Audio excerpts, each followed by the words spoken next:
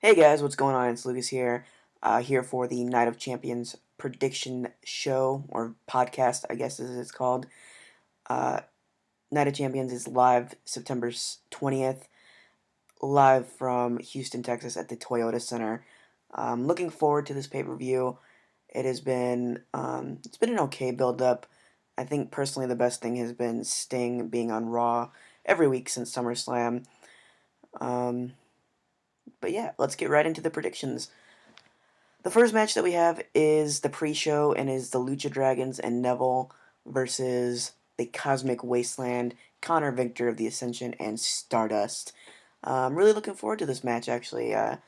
It's a weird kind of team of the Cosmic Wasteland, you know, Stardust and the Ascension, but it works.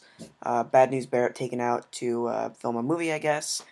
So this one, hmm, I'm gonna say I'm gonna say the Cosmic Wasteland is gonna pick up this victory.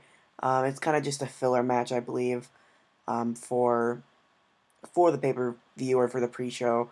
It's better than putting the tag titles on the pre show. All right, so next we're gonna go into the pay per view, the actual pay per view, and I'm gonna say the first match is going to be the U.S. title match, John Cena versus Seth Rollins, just because I feel like I feel what they're gonna do is have Seth Rollins wrestle first, and then that way he can have the whole 3 hours of the pay per view to rest, or two hours and 15 minutes or 45 minutes or whatever, whenever the main event is. But I feel like Rollins and Cena are gonna go at it first, to start the show. And this match kind of you seen it coming. You knew that it was going to happen because every title is going to be on the line here at Night of Champions, and obviously Cena's going to get his rematch for his title. For his he needs his title. God forbid he doesn't have a title. All the Cena marks would freak out, in my opinion. Talking to you, one-legged vlogs.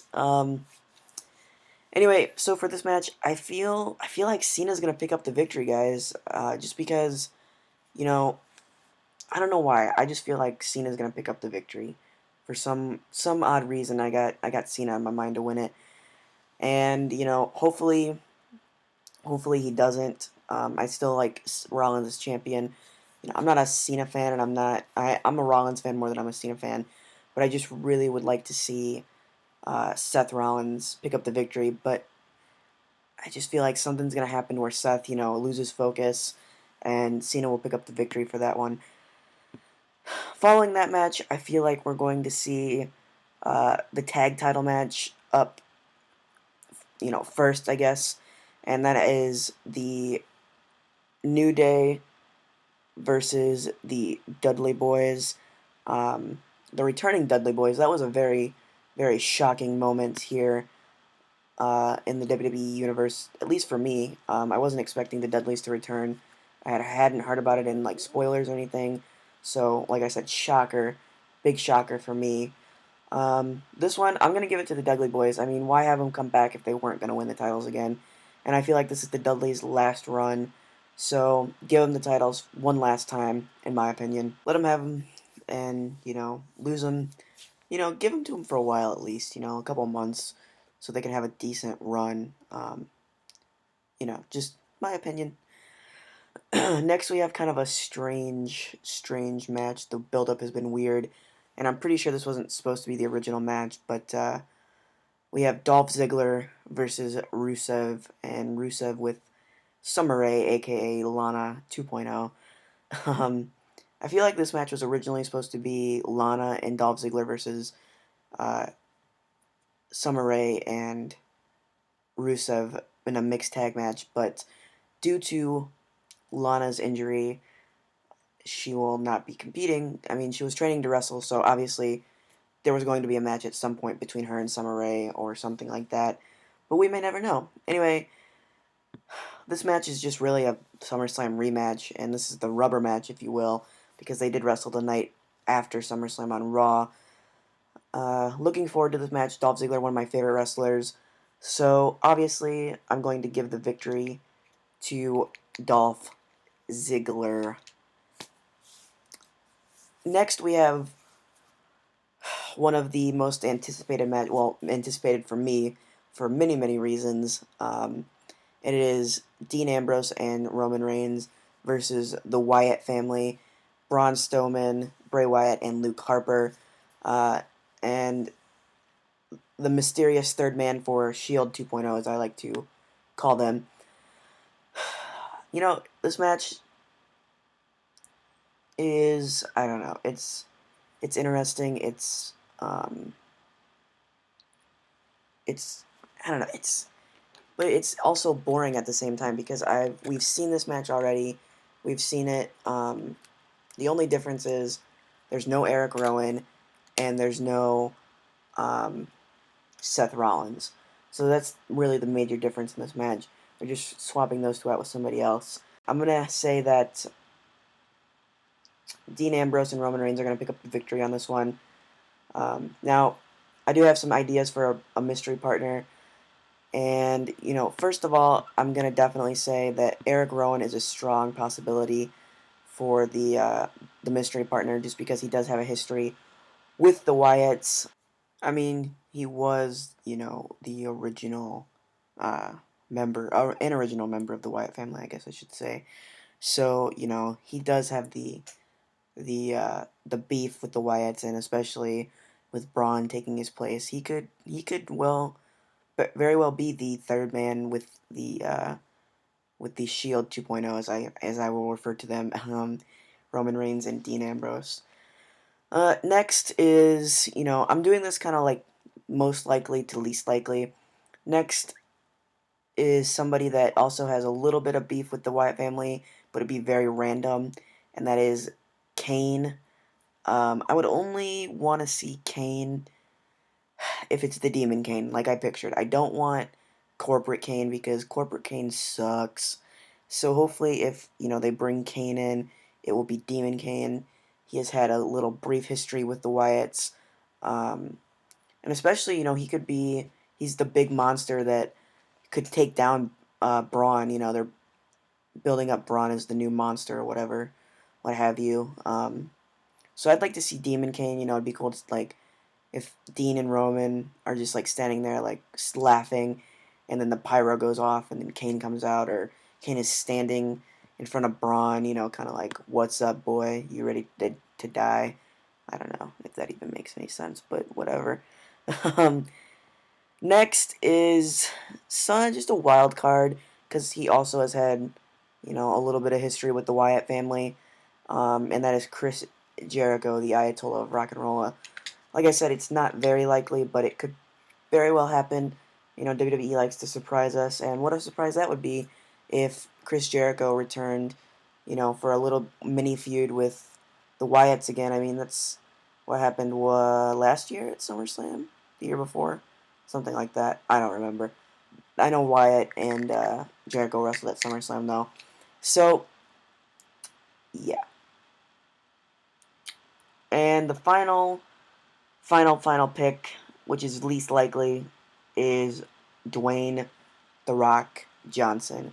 And the only reason I picked him, or I thought about him, was because on SmackDown Roman was when they had when they teamed with the Uso brother, I forgot which one it was.